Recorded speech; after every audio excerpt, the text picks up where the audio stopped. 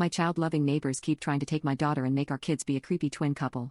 I called them out in front of everyone at their Halloween party because they tried to set up our kids together. My husband and I moved to Germany with our kids 4 years ago. So, needless to say, we know the culture despite not being native. Our daughter started school this August for the first time, and many of her classmates live in the same area we do. One of the boys in her class lives at the end of the road behind us. When we first moved into the neighborhood back in May, we were welcomed by a few of our close neighbors and this boy's mother, let's call her Astrid. She took a liking to my baby, but most people fuss over babies, so I didn't think much of it. That same day she told me how she had lost 2 baby girls and how lucky I was to have so many girls, and she only had 3 boys. The day after she came with her husband, let's call him Morton, and he too wanted to pick up the baby and paid her a lot of compliments. Until he met our oldest daughter and made a remark that I didn't think much of at the time. He said my daughter and his son could easily pass for twins as they are in the same class, and they look alike. They don't. My daughter is super blonde with gray eyes, and their son has dark dirty blonde hair with hazel eyes. So, I corrected him. He feigned offense and said what he meant was that she could pass for his daughter, the baby too. Again I corrected them that with his light brown hair and hazel eyes, neither of my girls could. He once again insisted and said, I mean our features, not the coloring. Then he laughed it off and said he was just joking. They then invited us to go out for drinks, but we declined as neither one of us drinks and we don't like to be too friendly with neighbors. During the summer when we bumped into them at the local store a few times, Morton and Astrid would call her Julia Stern and sing a song from a famous movie. Here. After a few times, I told them to knock it off as it was no longer funny. Since May and up until a week ago they have tried to invite us to many get-togethers, which I found strange as they hardly ever invite the neighbors that they have known for longer than us. Morton and Astrid would quite often talk to my daughter on her way back to school, as she passes their house on the way home, and she said that it bothers her as they have both tried to pick her up, and Astrid has tried a few times to touch her hair. When my husband confronted them about it, they said it's just the culture here. It's not. The picking up and touching of her hair stopped after that.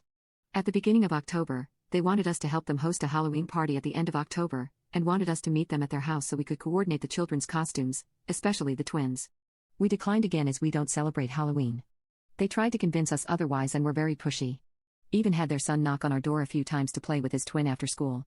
Knocking on doors to play with other children is normal, and most children roam out and about as it's a safe neighborhood and country, so that part was never suspicious to me. However, after the umpteenth time of calling my daughter one of his twins, I put my foot down and said he needed to stop joking about it as it's not funny anymore.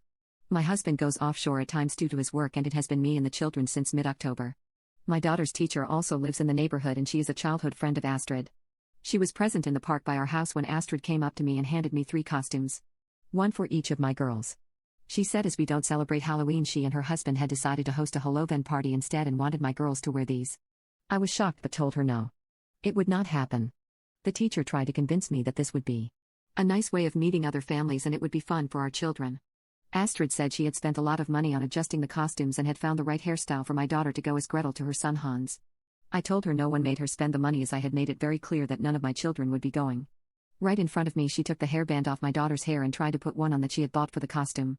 I told her to stop and started walking off. She tried to apologize and said relax. We are neighbors and friends. Her teacher followed me and said not to be uptight and that Astrid meant no harm. She just likes girls. On Monday my daughter came home with a different hairstyle and accessories to what I had sent her off with. I asked her how she got them, and she said her teacher had done her hair during lunch. I asked her if she had played rough so her hair needed to be fixed. She said no. Yesterday morning I spoke to her teacher, and she confirmed that it was indeed her who had fixed her hair and that it was Astrid who bought the stuff. I asked her why she would go against my wishes, to which she said it was only hair stuff and Astrid didn't want to throw it away as she had spent money on it. She thought that with 3 daughters, I would appreciate help with some free accessories. She also said that I had not made it explicitly clear not to fix my daughter's hair.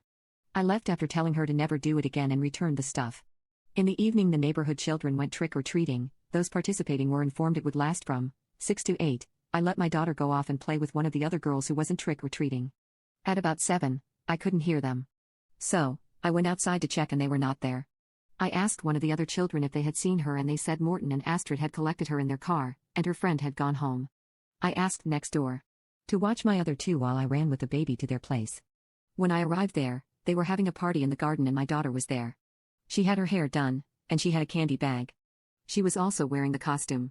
So, in my anger, I called the police before speaking to anyone, and once I got off the call I called both of them child lovers and everything under the sun in multiple languages. When the police arrived and I spoke to them, we left. Today at school, her teacher was very short with me and said there was no need for that as Morton volunteers for the children's football club. Having a police report filed on him was not the wisest of choices. She explained that if I wasn't happy, I should have asked for a mediation appointment at the school instead of embarrassing Astrid and Morten in front of everyone. She also mentioned that it was she who helped my daughter change into the costume, and it's not unusual for teachers to help their students change here. That part is partially true for this country.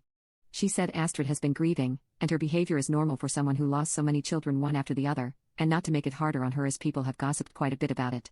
She said they didn't know they had crossed a line and it wouldn't happen again, so they just dropped the complaint at the police. On Friday, I have to make a full statement at the police station. She wants me to cancel it as Astrid and Morten are not bad people, and she thinks I should be glad someone else thinks this highly of my daughter. She wasn't harmed, and she sees no reason for me being angry as the children all play in each other's garden anyway. She said not to blow things out of proportion as at no point was my daughter alone with Morten.